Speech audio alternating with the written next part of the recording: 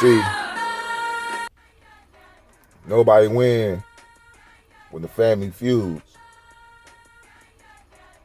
That's a true statement. You know, this shit going on with Lil Romeo and Master P is just another reality of how dysfunctional so-called African Americans are. It seems like we go out our way to tear each other down. You know, if for some reason we feel like we have to use social media as a voice, like you know, a motherfucker won't hear you unless you air personal business out to the world. They got so many things that's destroying us as a people. They got so many things destroying us as a family. Now, what do we do in the next 20, 30, 40, 50 years? And we are the ones, we are the people that will affect what happens in the next 10, 20, 30, 40, 50 years. We are part of that wave. We are part of that cycle. Now, I got into a debate with my homeboy last night. You know, he had showed me a little OnlyFans chick. And I had replied, like, you know, I'm sick and tired of these prostitutes. And he had a female friend there. And so she like, well, why you hating on it? Why you mad because they making their money? It's not mad. It's not that I'm mad that they making money. But what I'm upset about is, let's get this straight. I don't got no problem with no real prostitutes or no real hoes. You know, those ones that might be nymphos or sex demons. I don't got no problem with them because they is who they is. They follow their true nature. But I do got a problem with females that straddle the fence and still have the capabilities to jump in the shoes of what we might call a good woman. Now, it's already fucked up that you got these fucking man girls out here, these she-males and trainees out here posing as the original woman. And the crazy part about this is that females are allowing them to steal their identity. I would think females would be more in the uproar about this movement. So when we get to the debate, it come out on my behalf. I tell him, and I told the girl, that gay rights is women rights and women rights is gay rights. They the same bird. Just like the Democratic Party and the Republican Party. They the same bird. They got the same agenda. They might act like they feud, but the women's right and gay rights, they don't feud. They come as one. And they make shit happen. See, you gotta understand, the woman, she believes she runs the world right now. That she's in control of the world. And she might be.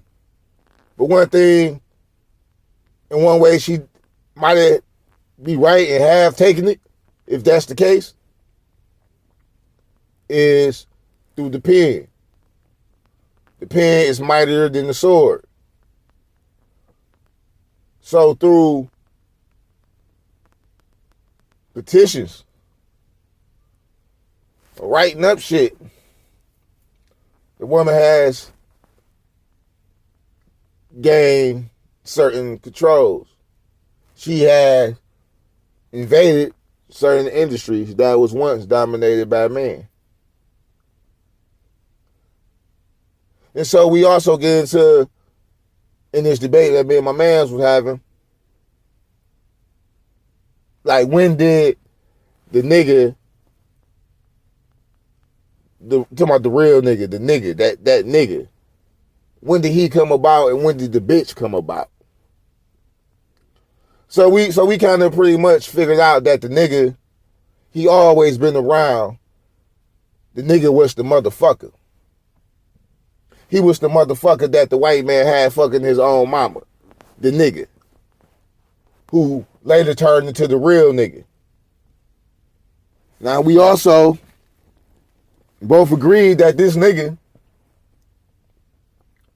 have birthed a nation of niggas. And these bitches have birthed a nation of bitches. And now, with the rise of social media, these niggas and bitches, they both got light. It's cool to be a nigga now. You got white niggas, you got Chinese niggas, you got Italian niggas, you got Mexican niggas. You got all these motherfuckers around the world want to be niggas. And now they want to be bad bitches. So it was about just getting to the problem. It's like going back to Master P and Lil Romeo situation. One thing that hit me was Romeo said, yeah, my mom was right. So that let me know that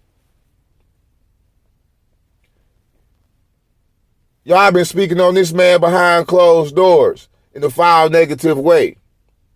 His mama telling him, oh, he ain't shit. All he gonna do is use you. When he can't use you, he gonna toss you away. And that's not the case. Master P, when he first came out, he came out on family. But I don't give a fuck what family you got. As long as it's niggas and bitches in the mix of anything, family, I don't give a fuck. Anything you find niggas and bitches at, niggas and bitches. I'm talking about real niggas and bitches. The value was going to go down. So that's one part, well, two parts of the family feud. And then you got the house nigga, the coon, the Uncle Tom, the so-called Sambo. You got these so-called titles and these so-called names, or these gatekeepers. Because once you get past the nigga and the bitches, you got to meet the gatekeepers. And most of the time, these gatekeepers are these so-called coons. And this is all for educational purposes. But these so-called coons, these so-called house niggas, you understand? So, being so-called black man, black woman in this country, and I ain't even talking about the police in the racist cracker, in these terrorist groups that you have designed to target black people. So we gotta go through layers and layers before we even succeed. So this is why family values is important. And there's no future in the family feuding. We should learn this by now. The best thing we could do as a people is make our family stronger. Now we can't make everybody strong, right? But we can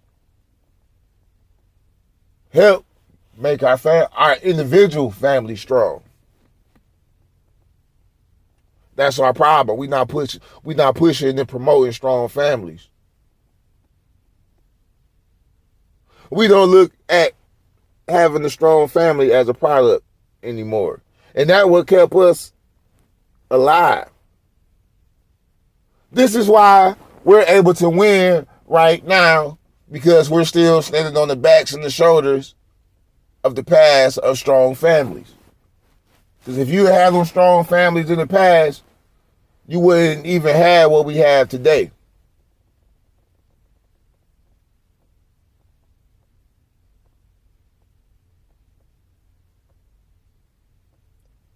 So Romeo is wrong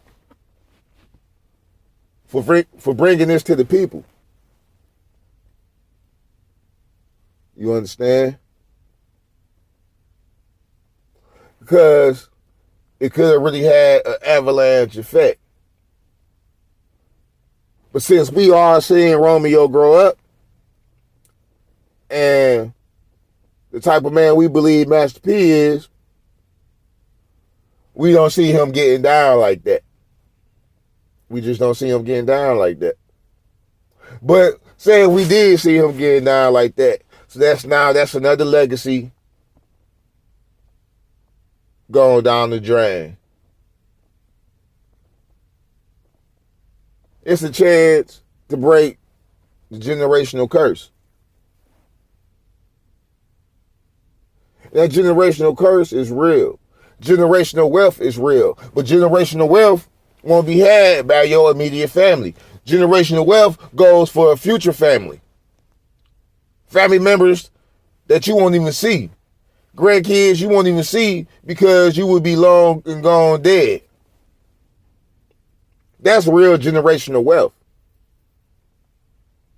Your immediate family is supposed to be the ones to sustain the wealth if you pass. Your children.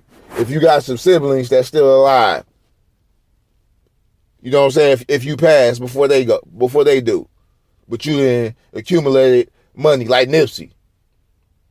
He died young. So his cousins, brothers, uncles, aunties, mama, daddy, they still living. So it's up on them to keep the ball rolling. There's going to be a fight because motherfuckers trying to take that money. So this is why it's very important for us to have strong families. And we all lose when the family feuds. I'm gone. Peace.